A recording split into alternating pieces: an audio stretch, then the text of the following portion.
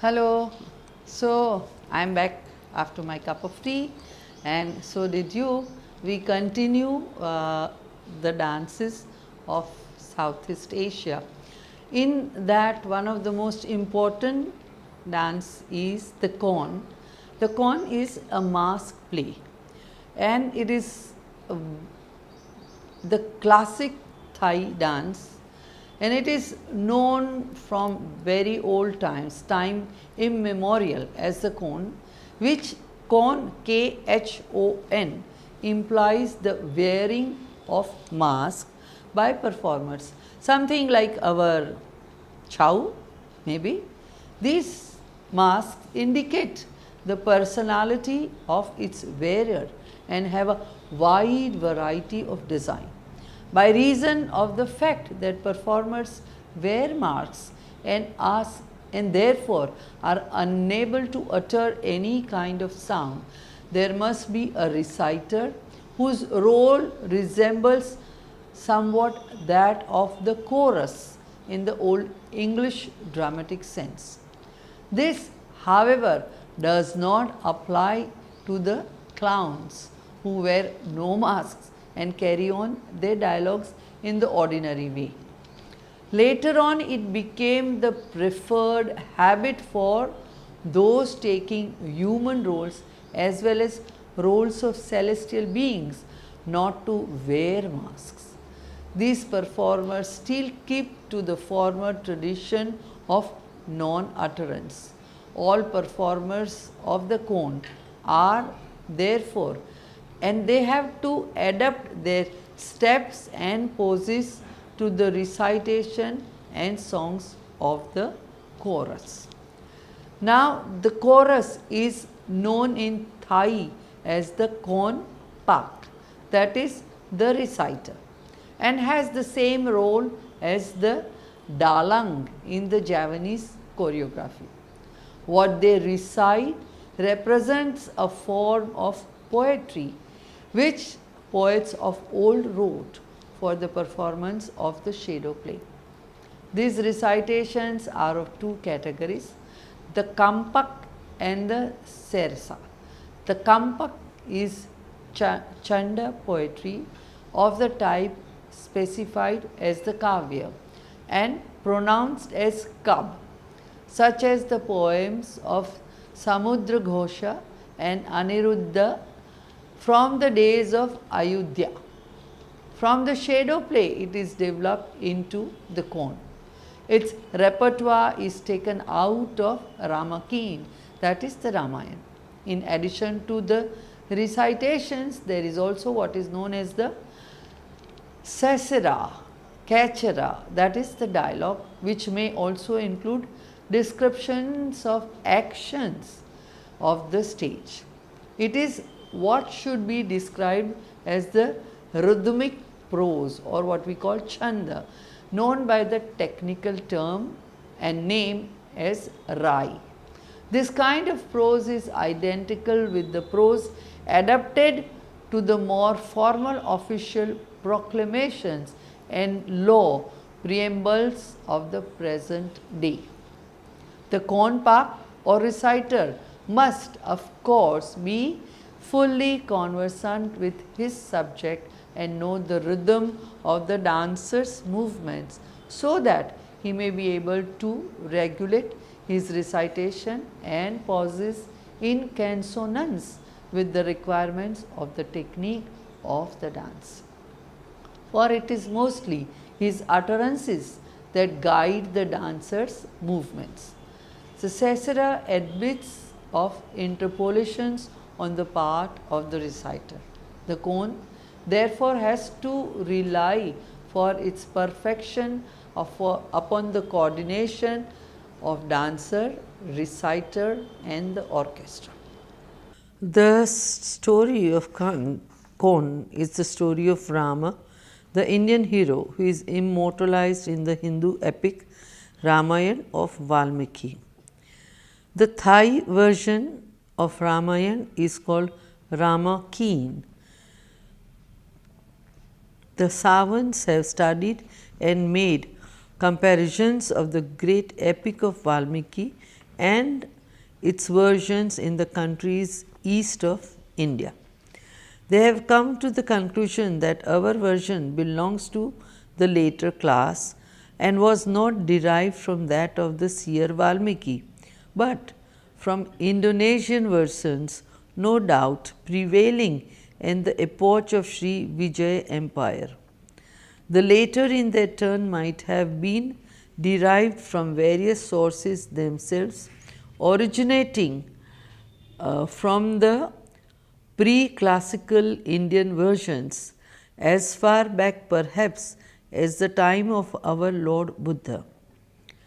We have, for instance, the Tamil episode of Mahiravana in the localized form of Mayarab. We have also the tradition of Rama commanding two monkey armies, one from Kathin and another from Jambu, whereas the Ramayana of Valmiki records an army of monkeys from Krishkinda, that can be Kalkin, and another army under Jamban consisting of bears. This role seems to correspond with the Jambuvan of the Thai version, although the later is a monkey from Kathlin and not even a monkey commander of the monkey army of Jambu. This agrees with the non-Valmiki version of the Bengal. So, whether ours is derived through Indonesia from South Indian Tamil traditions or from the Bengali, in which case the Pala culture there might have been the key to the problem, it seems clear that it is not derived from the Ramayana of Valmiki. It is also clear that the origin and venue of Ramkin indicate cultural relationships between these oriental civilizations. The Thai Ramkin, which was composed for the classical dance, exists in many versions. The only one, however, which is complete is the version of King Rama I, while the one most suitable for representation on the stage is that of Rama II. In more recent representations, however, the management of such representations often adapted the old version to suit the circumstances or the special abilities of their performers. In the adaptations, for instance, of the Royal Fine Arts Department, the versions of King Rama I and Rama II from the main basis, namely the sung portions. Recitatives and the dialogues have, however, often had to be composed for each of the episodes performed.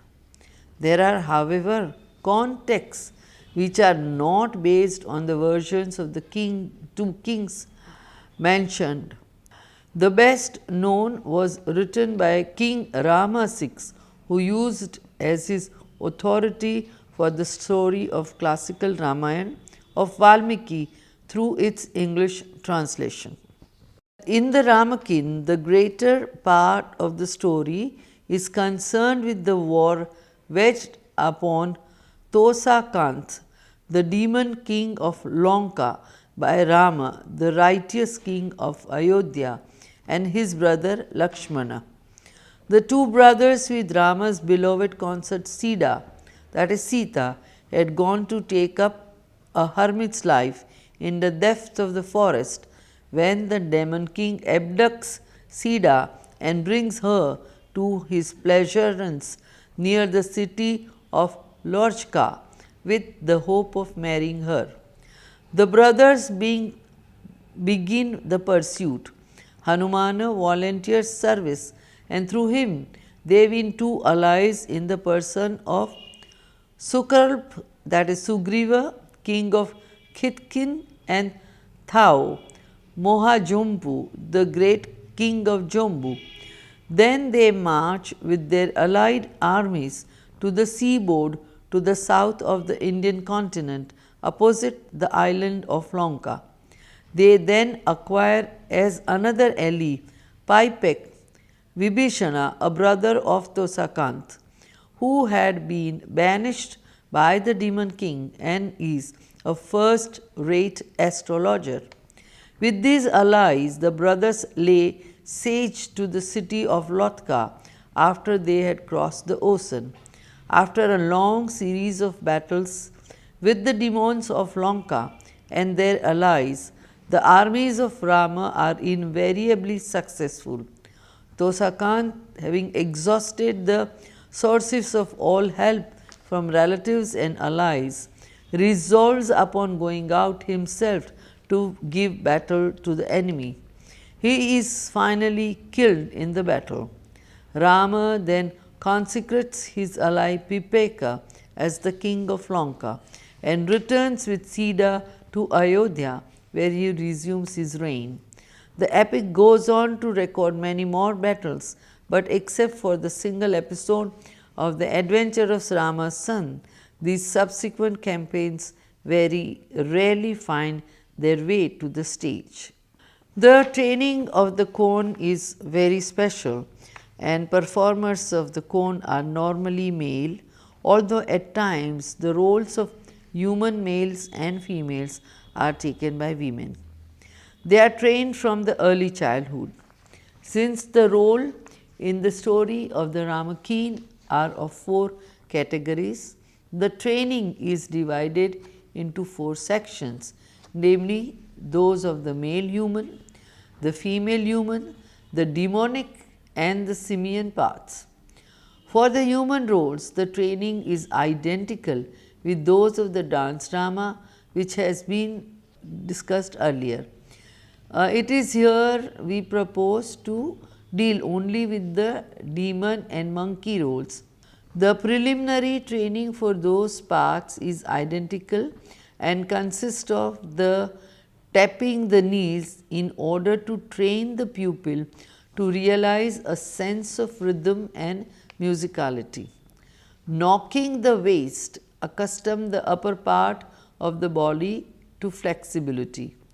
Steps at the pole to accustom the legs to correct angular poses and strengthen them for angular movements. Pressing into angles to bend and retain the body, arms, legs and breast into fixed angles so that there could be no undignified stooping at any moment during the dance.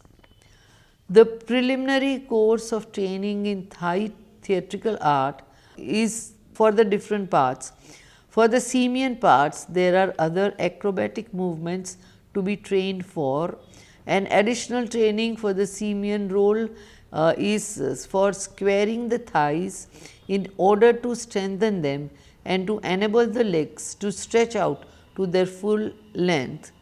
Then turning somersault, a special somersault for the simian role in which the pupil first places his hands and feet on the ground, keeping his face upwards, and then raises his legs up to the position. In such a pose, he is trained to walk with his hands and then brings the legs down to complete the circle, thus regaining the previous position. All this, a few other movements being done to render the body supple and quick of movement. After this, the pupil is taught either singly or in batches of 2 or 3 in the simian movements. The instructor is not only setting example, but always ready to help in balancing or settling the limbs in correct positions. After these preliminary exercises, the pupil is trained very often individually or in groups of 2 or 3 in movements of the classic dance in general. Now, let us look at the music of Kon as the third factor that contributes to the success of Kon is the orchestra. Formerly, the essential of a Kon orchestra consisted only merely on 5 pieces known as the 5. With the later development of orchestral organization, the number has grown in accordance with the nature and setting of the piece to be performed. Performers of the orchestra must be proficient not only with all the stock melodies and marches, but also with the movements of the classic dance. The onus of the orchestra devolves upon the player of the Renseed, who leads on most occasions, and the player of the Spawn, who acts the pace of the movements. In the later years, there has been interspersed into the cone considerable singing in the fashion of the court lap. On and extra singers have been augmented into the composition of the chorus. The cone as it is performed now therefore consists of 4 categories of participants, namely the dancers, the reciters who also does the sesera, the singers and the orchestra. The dress of cone is most distinct. Naturally, the mask, which in the cases of demonic and simian part conform to the stipulated shapes and colors. Other sartorial items are also comfortable to certain characteristics. The dress of demon is designed to create a sense of ferocity and strength, while that of a human hero majestic and graceful. Female parts beauty and gentility, and simian role are restlessness characteristics of its original.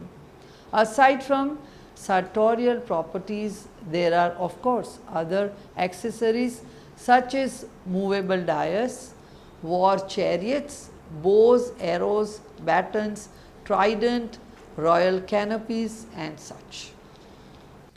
The Ramakien is a long story and has been written by various authors in several versions. For the purpose of presentation, therefore, adaptations into episodes have been necessary. Such an episode is called chud, whereas in other forms of dramatic presentation, such an episode would be known as ton, new. The later term signifies a section, while the former means a set. The reason why the chud or set should be adopted only for the con and not for other forms of entertainment seems to lie in the following fact. The con was originally inspired by or even originated from the nang, that is the shadow play. When a shadow play was to be presented, it used to be necessary to select from screening the figures which were very numerous and arrange them in sets for due representations in the order in which they were to be screened. Thus, the word set came to be used for episodes of the con, such as the ones which have been presented by the Royal Department of the Fine Arts from time to time at the theatre since the conclusion of the South Asian War, and namely the sets designated as the conquest of the demon crow, the lady afloat, the magic of Mulai Rub, the snake noose, the weapon of Brahma, Hanuman the volunteer, the fire ordeal of Sida, etc. There have been many forms of representation of various kinds in the past. Now there are only 5, namely they are conclave player, the open air mask play, in which it is understood that military reviews and battles are the order of the day. The accompanying music would be appropriate marches, whilst the text would consist of recitative, that is khampak, and dialogues without singing. Then Kon Rock Nak, called Kon Nan Rao, a variety in which the play is performed on the stage with a pole, the latter serving as the sitting. The pole is placed towards the back of the stage, flanked by a simple curtain on which is painted a scene of mountain or forest. Like the above variety, there is no singing, only recitation and dialogues taking place. There are, as a rule, two peep-heart bands, one at either end of the stage. A development of this variety called Konrornak is often adopted, in which a preliminary performance takes place on the first day and the main representation on the second. The troupe staying the night in between on or near the stage. The preliminary performance would consist of inaugurative music, a sort of overture, but repeated in every set, and the episode of a performance. Then the performers would do the dance, which is in turn followed by a short episode of Pirab, the demon who, being in the habit of catching for food any living being strayed into his park, tries to devour Rama and his brother while wandering in search of Sita. Pirab is eventually killed. This demon is found in the Sanskrit Ramayana under the name of Virada. Then is Khonnako, or the mask play before the screen, and it is a variety in which the representation takes place like the shadow play in front of a screen of white cloth which acts as the back of the stage. Konrarnai, meaning of the court mask play, is a variety which has the greatest affinity to the dance drama of the court, consisting of singing as well as recitative and dialogues. The staging is naturally more elaborate. In these four varieties of the mask play, the story presented is not divided into acts or scenes, nor is there any kind of mise-en-scène. There is yet one more variety, and that is Konchak, the mask play on the modern stage, such as the performances of the Royal Fine Arts Department, which have been regularly staged in 1946. There are certain formalities that the choreographer has to observe. The Thai choreographic technique is an intricate and very exacting one, indicating how strict was the observance of formalities within the profession. No one, for instance, may cross the stage during the performance except those dressed for their parts, and it is due to this reason that stage hands who carry accessories on the stage are required to adopt some kind of theatrical dress while performing their duties, if the duties necessitate their appearance on the stage. The reason for this is obvious when one considers the fact that the stage is open on three sides instead of one, and intrusion is much easier here than on the western stage. Neglect of this formality is regarded as discourtesy to the traditional master of the dance and music. No performance may end in a tragedy.